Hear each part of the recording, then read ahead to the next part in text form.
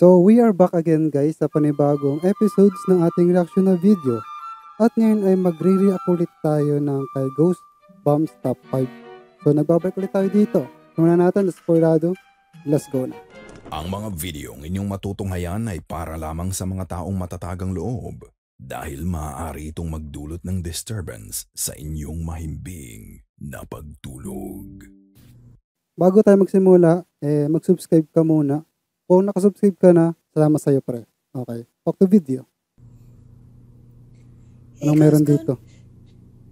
Is it easier if you just talk to me without the radio? Sarah. Okay. Top 5 Ghosts Caught on Tape. Makabasag-basong boses. Ang unang video na inyong mapapanood ngayong gabi ay ipinadala sa atin ni John Michael de los Santos, isang ka-goosebumps. Sa videong ito, kinukuhaan lang ng isang dalaga ang sarili habang sinusubukan niyang mag-vocalize para sa choir. Narito ang range ng kanyang boses.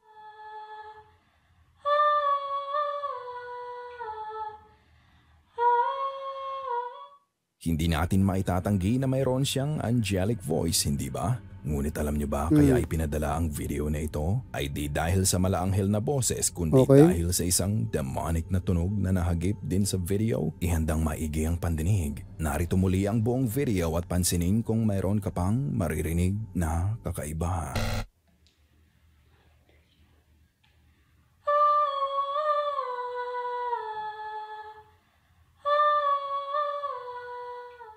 Narinig mo ba? Sa simula pa lamang ng video, kakalapag pa lamang ng babae sa kanyang phone at akmang magvo-vocalize pa lang sana, isang ligaw na bulong.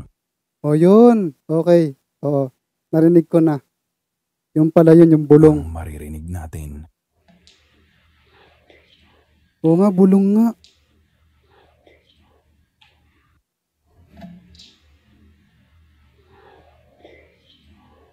So, kung mapapansin natin sa video at dun sa babae, di naman siya nagsalita.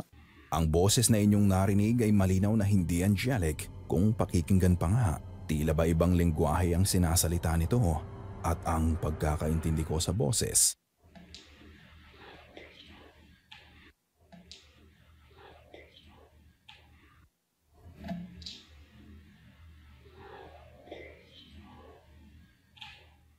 maaari kayang Hindu ang entity na narinig sa videong ito?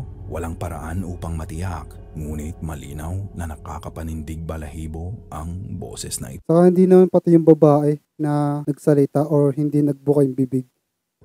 At minsan hindi nakakapanindig balahibong boses ang may kakayahang bumasag ng mga baso o plato, kundi ito. Gaya na lamang ng mapapanood ninyong footage na kuha sa isang pub. Naglaglagan yung mga baso. Ayon sa uploader at trabahador ng bar na si Kyle Titsumi, haunted daw talaga ang bar na ito at wala siyang possible na may tali yan guys. Paliwanag upang di sana, kung may tali yan, napansin na natin doon mismo sa video, di ba? Basta na lang mahulog ang perfectly stacked set of glasses. Ayon pa sa isang commenter, kapansin-pansin ang tila mist na dumaan sa top left corner sa simula ng video. Ngunit narito ang nakikita naming paliwanag. Una, ang mist na sinasabi ng commenter ay hindi usok kundi reflection ng ilaw bungad ng mga nagdaraang sasakyan sa labas sa ilalim ng tirik na araw. Ikalawa, siguro nga ay napakalinis ng mga establishment sa Amerika dahil multo agad ang naisip nilang paliwanag sa mga ganitong uri ng pagkakataon. Hindi daga o anumang hayop na maaaring sumingit sa sulok ng kanilang mga shelves. Dahil kung ganito nga ang paliwanag, tiyak na babagsak sila sa sanitation department. Ngunit ano ang sa tingin nyo? Daga o multo? Kayo na ang humusga. Kasama sa CR. Isa ka ba sa mga taong magmula high school ay napapaisip na kung bakit palaging sabay-sabay mag-CR ang mga kababaihan? Baka sa susunod na entry na ito ay makahanap ka ng kasagutan. Ipinadala ito ng ating ka-goosebumps na si Franz Jalil Padapatan II.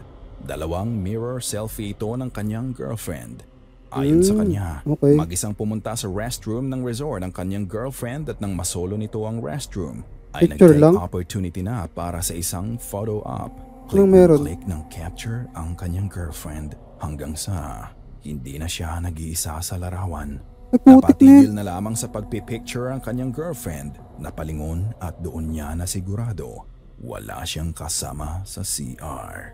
Ngunit Ang sino tawad o ano ang kasama niya sa larawan? Possible na edited yan, no? Ang hirap niyan. Kung yun ay ano mo, i-edit mo yan.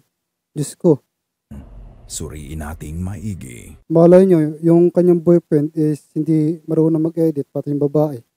Diba? Kanyang pic ko, hindi ko yan kayang yan. Edit yan. Diyos ko, day. Unrecognizable ang bilugang hugis na lumitaw sa likod ng ulo ng babae sa unang tingin. Aakalain mong napakadilim na anino lang, ngunit titigan mong maigi. Possible May kung yun ay isang ano talaga. Edited. Putik na yan. Aninag bang mukha? Ang hirap Matatanto niyan. mong Eh, ano, hindi ang hirap niyang edit niyan. mukha ng tao meron ang anino, kundi tila mukha ng halimaw na sumisigaw. Hindi ito litaw na litaw kaya kailangang titigang maigi bago maaninag. Makikita rin natin na sa may bandang braso ng babae ay may parte ng figure ang makikita sa likod. Titigan mong maigi at malilito ka lang. Ano yun? Aakalain mong may daladalang bag na nakasukbit ang babae, pero hindi. Unrecognizable din kung anong bagay ang nasa likod niya sa may bandang braso. Tila ba parte ito ng katawan ng figure sa kanyang likuran? Ngunit anong parte ng katawan? At anong katawan ba meron ito? Gamit ang aking limitadong nalalaman tungkol sa pixels at photo manipulation, malaki ang kutob kong hindi edited ang larawan dahil kahit i-zoom in, mapapansing magkaparehas lang ang resolution ng pixels. Oo nga, Bagaman tama. may mga unrecognizable na bagay, intact ito sa larawan at hindi lang basta nagawa gamit ang blemish o healing tool sa Photoshop. Ano ang sa tingin mo? Possible na hindi siya edited. Okay. Mahirap yan, no? Same lang yung ano. Magsi-CR ka pa bang mag-isa pagkatapos makita ang larawang ito? Diyos ko, hindi na. Trauma lang siguro ang mabibigay sa akin yan. Ang babae sa bintana. Napulot ng aming researcher mula sa video ni Bizarre Bob ang video ng inyong mapapanood. Sinikap naming hagilapin ang orihinal na source nito ngunit sa kasamaang palad, nilamon na ito ng madilim na bahagi ng internet at di na matagpuan. Ang napag-alaman lang ng aming team, ang footage na ito ay mula sa Indonesia. Phone footage lang ito ng isang malaking pamilyang nagkakatuwaan sa kanilang bahay. Malawak ang bahay at maraming bata at matatanda sa paligid. May isip mo agad na magkakamag-anak sila hanggang sa makita mo kung sino ang naiiba. Sa bahaging ito ng video, magpapan ang camera papunta sa sofa kung saan nakaupo ang iba pang mga bata. Tingnan ng maigi. Ah, okay. Nakita mo ba? Sundan lang Ito nasa ang may bilog sa ano. video. Isang Ito babae nasa na may nasa bintana. katakot-takot na anyo ang makikitang nasa bintana at animo pinagmamasdan ang mga tao sa loob ng bahay. Walang nakakapansin sa kanya. Tila ba mukha na siyang naaagnas. Kulay abo ang balat at nakaluwa ang mata. Yeah. Iisipin mong isa itong zombie. Nakatitig ito sa kanang bahagi kung saan Nakaluwa ang mata. Siguro parang ganun na nga. naroroon ng mga bata. Baka siguro zombie talaga siya. Mga batang walang ideya na isang halimaw ang nasa likod nila. Desk Ghost Update. Grabe yan. Matatandaan na sa nakaraan pang episode, ipinakita namin sa inyo ang video ng TikTok user na si Jay Berari kung saan may entity na nakapasok sa kanyang tahanan at naupo sa kanyang office desk. At noong 26th of January, naglabas siya ng mga update tungkol sa sitwasyon ng kanyang bahay. Ngayon nag-setup na siya ng security camera. Oh! Meron ata ako nitong reaction video. So, pakicheck na lang din guys. Okay, thank you. At motion detector sa labas ng kanyang Ito nasa Facebook page ko ata to. Di ko sure. Basta pakihanap na lang guys. bahay bilang akto ng pag-iingat. At heto na nga, may mga gabing nagtitrigger ang motion detectors na ito. Narito ang footage.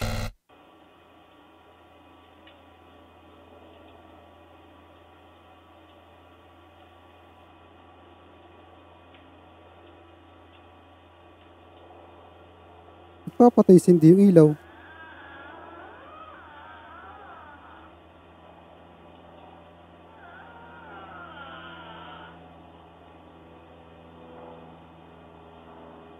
Parang mayroong may umiiyak.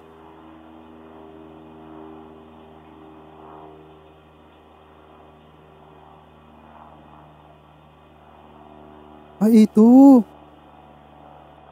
Ito, oh. Okay, nakita ko na ito. Ito, gumagalaw siya, oh.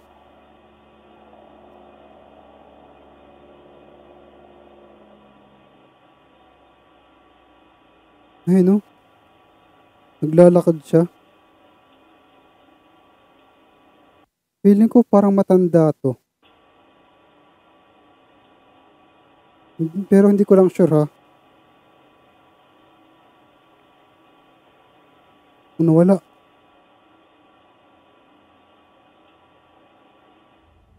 Sa simula ng video ay may kakaibang tunog kang maririnig. Animo umuungol na boses ng isang lalaki.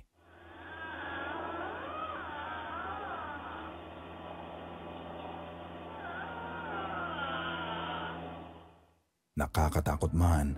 Nagawa pa itong pagtawanan ng mga commenters sa pagsasabing kaboses daw ito ni Dr. Doofenshmirtz, ang villain sa cartoon na Phineas and Ferb. What? You're done already? Gayunman, hindi laughing matter ang susunod na nangyari. Okay. Makikita natin ang paglitaw ng figure sa gilid ng video. Base sa aming karanasan at sa dami ng mga videos na nasuri, naniniwala kaming hindi ito multo o espiritu sapagkat malinaw na meron itong solid shape at form. Tingnan, tila ba nababalot ng puting-puting kasuotan ng figure. Lalaki ito, walang duda. At kakaiba ang paraan nito sa paglalakad. Ngunit sino ito? May isang sensible na paliwanag ang isang TikTok commenter. Ang sabi niya, bilang siya ay nagtatrabaho noon sa nursing homes, baka raw ito ay isang matandang suffering from dementia. Sabi ko na matanda siguro. At napabayaang magpagala-gala sa labas. Ngunit ang isa pang nakakatakot na posibilidad, maaaring isang cultist ang tao na nakunan sa video. At ang paglapit dito ay tiyak na magdudulot ng kapahamakan. Sabi ko Ayon na kay matanda Jay to. Berari, patuloy siyang magpo-post ng mga updates tungkol sa kababalaghan sa kanyang bahay. Aantabayanan natin ito.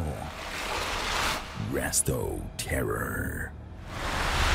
Isang maliit na channel ang hawak ni Lady Boss, isang babaeng ghost hunter na idinodokumento ang mga paranormal explorations sa iba't ibang panig ng US. Sa videong ini-upload niya noong April 2020, nadokumento niya ang iilang mga kababalaghang naranasan niya sa iba't ibang haunted.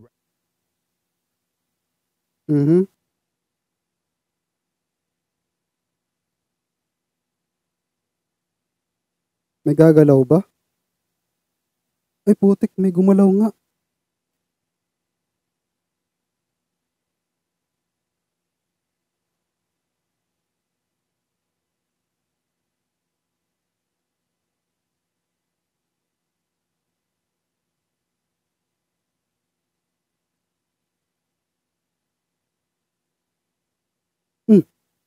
Gumalaw din yung takip.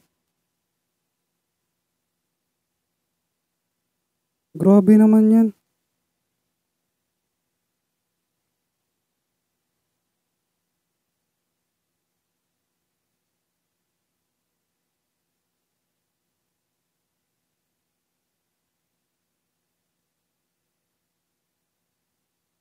Sisilip ka pa, ha? Kita ka, boy. Wag ka na. Talagang sumilip pa nga, no?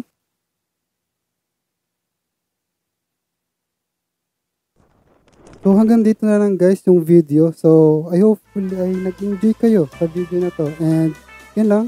Ingat and God bless. See you next one na video. Paalam.